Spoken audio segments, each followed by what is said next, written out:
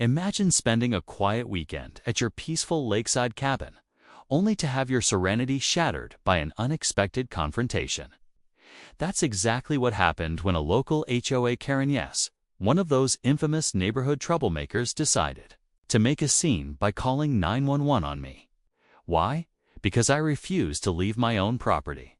Sounds crazy, right? But here's the twist. I actually own the entire county surrounding that lake. That's right, while she was trying to flex her little HOA power. She had no idea who she was messing with. This story isn't just about a simple disagreement or a petty argument over property lines. It's about standing your ground when someone tries to bully you and the wild consequences that follow when power, ownership, and stubbornness collide. The tension starts the moment I step onto my lakeside cabin, ready to enjoy some peace, only to be confronted by this HOA Karen who seems determined to kick me out despite me holding all the legal rights. The drama quickly escalates as she pulls the ultimate card and calls the police, hoping they'll back her up. But with the county's deed in my name, things don't exactly go as she planned. This clash isn't just a neighborhood squabble. It's a battle over respect, authority, and who really owns the land we stand on. Stick around, because this story takes a turn you won't expect, and the showdown at the cabin is just getting started. Will the police side with the HOA or with me? How will this Karen react when she realizes the truth? And what's the real meaning of ownership when it comes to land and power? Trust me, you don't want to miss the next part. The calm lake hides a storm, and it's about to break wide open. Before this whole wild situation started, my lakeside cabin was just a quiet retreat, a place to escape the noise and stress of daily life. The property has been in my family for years, passed down through generations, along with the rights to a huge chunk of the surrounding county.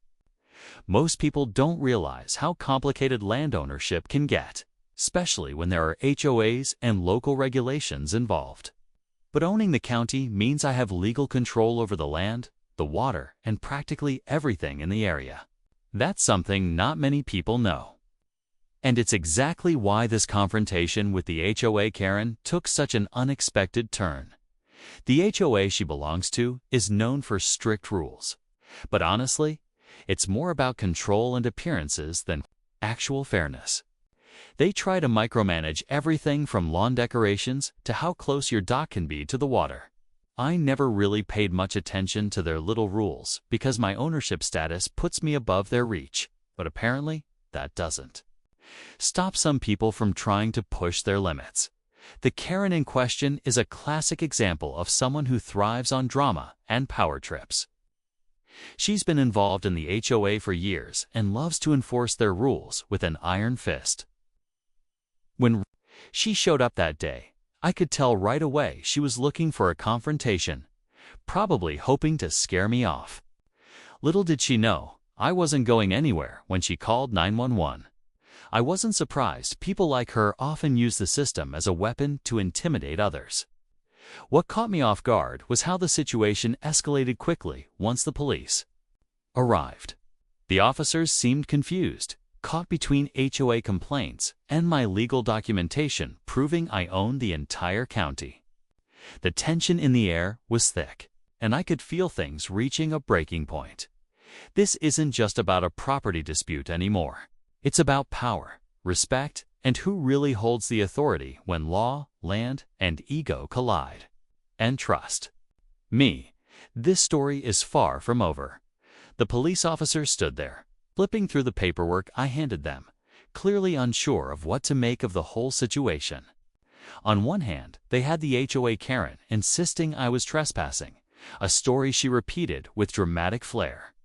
On the other, I had the official county deeds proving my ownership of the entire area, including the cabin and the surrounding land.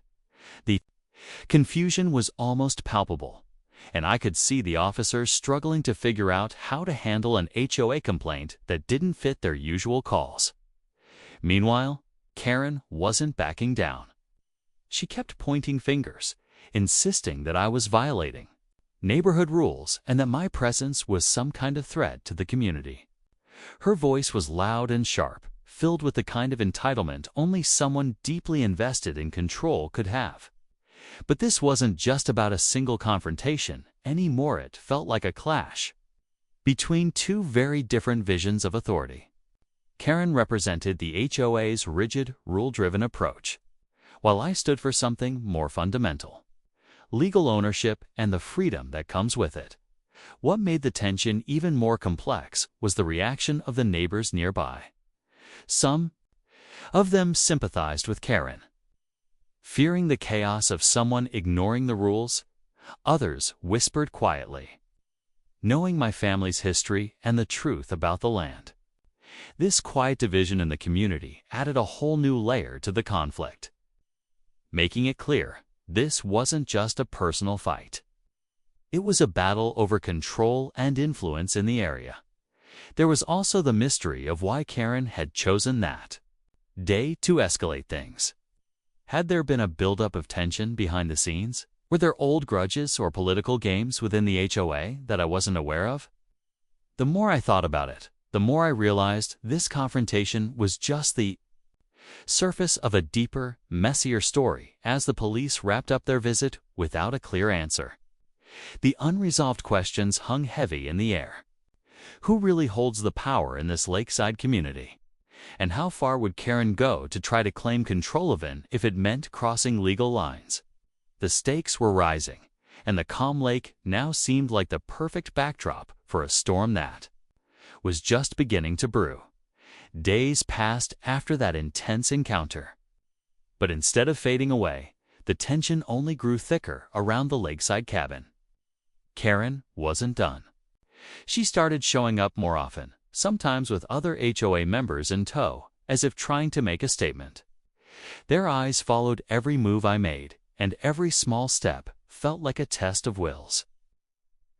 The quiet retreat I once loved felt invaded by suspicion and hostility.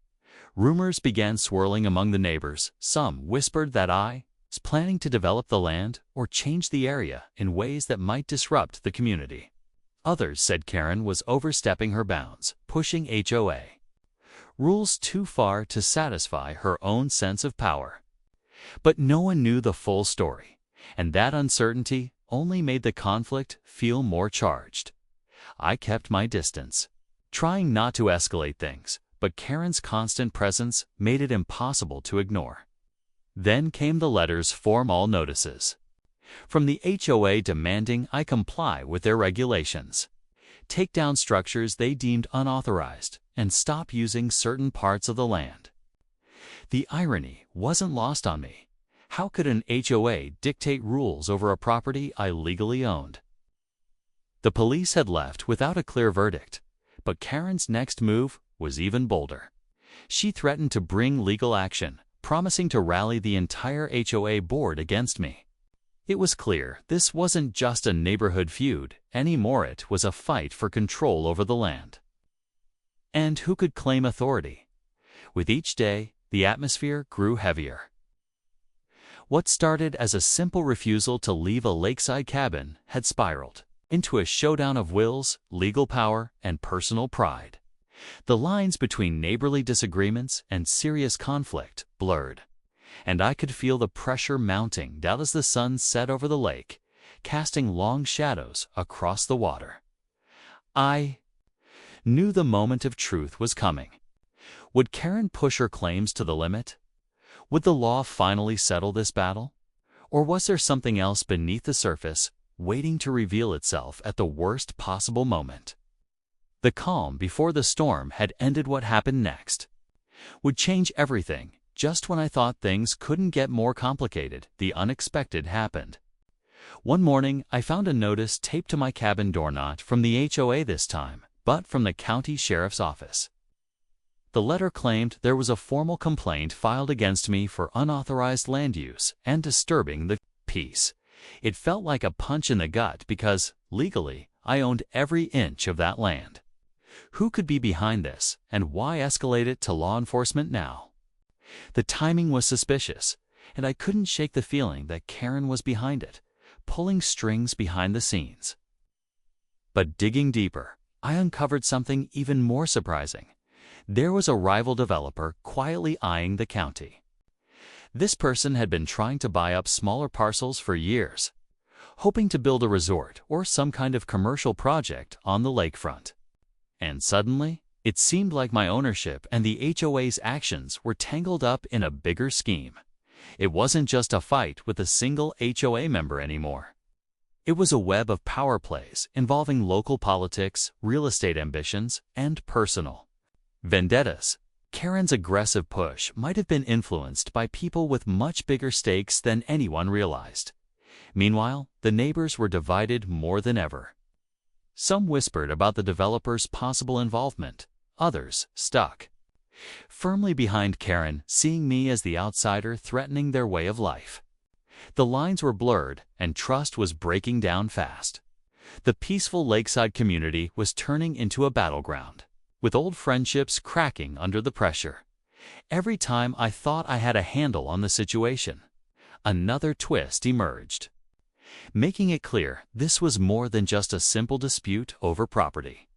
It was a fight for control, not just of the land, but of the future of the entire county. As tension reached a boiling point, the question wasn't just whether.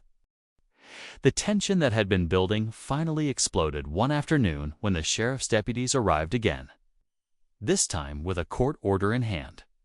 Karen's complaint had sparked a legal battle, and they were there to enforce a temporary injunction against me, demanding I halt any unauthorized activities on the land. For a moment, it felt like everything was slipping away: my family's legacy, my home, and my control over the county. But I stayed calm. I handed over the original deeds and legal documents, watching as the deputies slowly realized the truth. The papers were clear. I owned the land, all of it. And the HOA had no authority over me. Karen's confident smirk faded as the officers stepped back, caught between following the injunction and respecting the legal ownership. In that charged moment, I saw the frustration in her eyes turn to something like disbelief. She had played a dangerous game, and now it was backfiring. But just as the dust seemed to settle, a new player entered the scene, a lawyer representing the rival developer I'd uncovered earlier. They arrived with a proposal that stunned everyone. They were willing to drop their claims if I agreed to sell a small portion of the county's shoreline for development. It was an offer designed to split the community even further and test my limits. I refused. My family's land wasn't for sale, especially not to those who would disrupt the peaceful life the lake had always offered. That decision made the rivalry personal, but it also solidified my resolve. The HOA's grip weakened as more neighbors came forward, siding with me once they understood the full story. Karen's power waned, and the developer's plans stalled. It was clear the community would have to find a new balance, one that respected both the land's history and its future. Yet, just when I thought the battle was over, a mysterious letter arrived, hinting at a secret from my family's past tied to the county's ownership. It promised that the fight wasn't truly finished, that even deeper challenges lay ahead. The Lakeside cabin stood quiet once more, but the story had only just begun. After that tense showdown with the sheriff and the developer's lawyer, things finally began to settle down. The neighbors who had been caught in the middle started to see the bigger picture. This wasn't just about rules or control. It was about respect for history, ownership, and community. Karen's aggressive tactics lost their power as more people understood that her fight was less about protecting the neighborhood and more about personal ambition. I took time to meet with neighbors, listen to their concerns, and find common ground. It wasn't always easy, but opening that dialogue helped rebuild trust. Together, we worked on creating guidelines that honored both the county's heritage and the peaceful lifestyle we all valued. The HOA's influence was balanced by the real legal rights held by property owners, and that balance brought a new sense of peace to the area. The mysterious letter from my family's past turned out to be a reminder of why this land meant so much. It told stories of hard work, resilience, and a deep connection to the lake and county that went beyond paperwork or disputes. That history inspired me to protect what my ancestors had built, not just for myself, but for future generations. In the end, owning the entire county didn't mean isolating myself from the community. It meant being responsible for it. The Lakeside cabin returned to being a place of calm, where the water reflected not just the sky, but the strength of standing firm when challenged. This story shows how power struggles can arise from misunderstandings, but also how respect and communication can heal divides. When faced with conflict, knowing your rights is important, but so is listening to others and finding common ground. Thanks for following along with this journey. If you've ever faced tough neighborhood disputes or battles over land, you know how complicated things can get. Remember, standing your ground with respect can make all the difference. Stay tuned for more stories like this, and don't forget to like and subscribe.